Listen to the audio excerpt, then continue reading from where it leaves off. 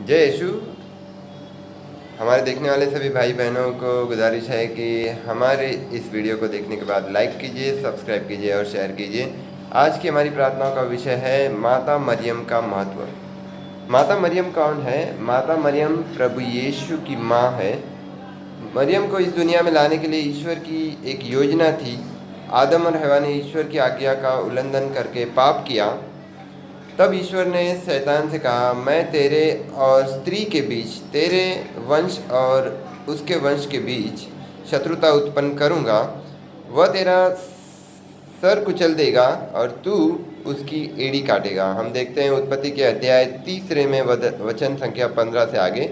इसका अर्थ यह है कि माता मरियम और प्रभु यीशु, यह दोनों शैतान के विरुद्ध हैं।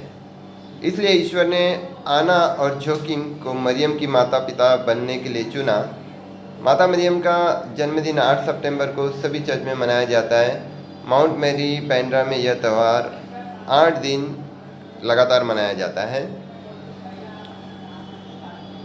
दूत गब्रियल ने मरियम को ईश्वर की योजना बतलाई कि उनके द्वारा ईश्वर का पुत्र प्रभु यीशु इस संसार में आकर मनुष्य जाति के उद्धार के लिए अपने प्राण अर्पण करेंगे।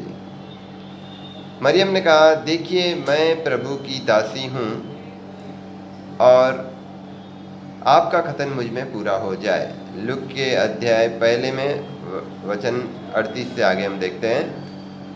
दूत के संदेश के अनुसार जब मरियम एलिजाबेथ को मिली, मरियम धन्य, इसलिए एलिजाबेथ ऊंचे स्वर में बोल उठी, आप नारियों में धन्य हो और धन्य है आपके गर्भ का फल। हम देखते हैं लूक के अध्याय 1 में वचन 42 से आगे। मरियम ने स्तोत्र में कहा, अब से सब पीढ़ियां मुझे धन्य कहेगी। लूक के अध्याय 1 और 48वें वचन में हम ये देखते हैं, मरियम हमारी माता, उस महिला मरियम ने एक पुत्र प्रसव किया जो लोह दंड से सब राष्ट्रों पर शासन करेगा। प्रकाश के ग्रंथ में हम देखते हैं, प्रकाशन ग्रंथ 12वां अध्याय 5वें वचन से आगे।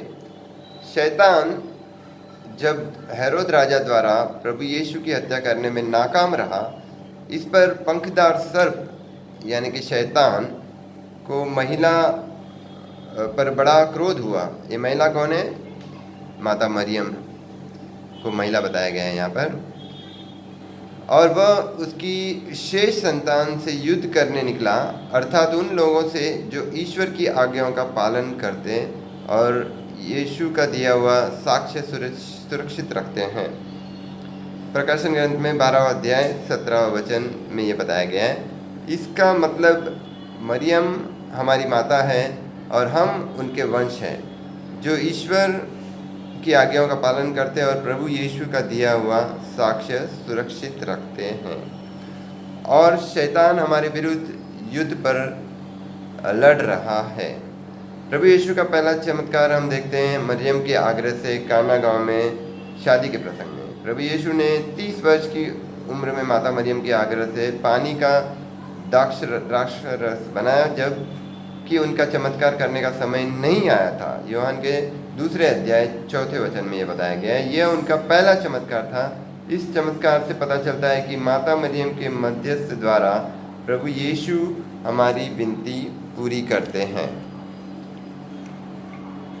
कुंवारी मरिया हमारी माँ है। जब प्रभु यीशु को क्रूज पर चढ़ाया गया, तब प्रभु यीशु ने अपनी माँ से कहा, माता ये आपका पुत्र है। इसके बाद उन्होंने शिष्य यूहन्ना से कहा, यह तुम्हारी माता है। उस समय से शिष्य ने उन्हें अपने यहाँ आश्रय दिया। यूहन्ना का 19वां अध्याय वचन 26 से लेकर आगे।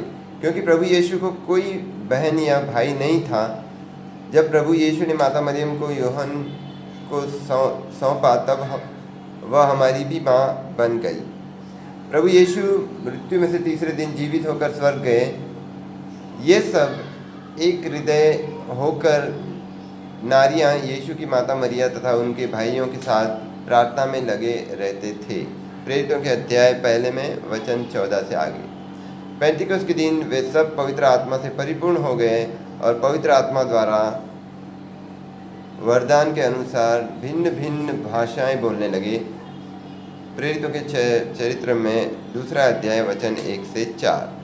माता मरियम को स्वर्ग की रानी भी बताया गया है। माता मरियम ईश्वर के वचन दूत गैब्रियल द्वारा सुनकर उसका पालन किया उन्होंने, इसलिए प्रभु यीशु ने उनकी स्तुति करके कहा, जो ईश्वर की इच्छा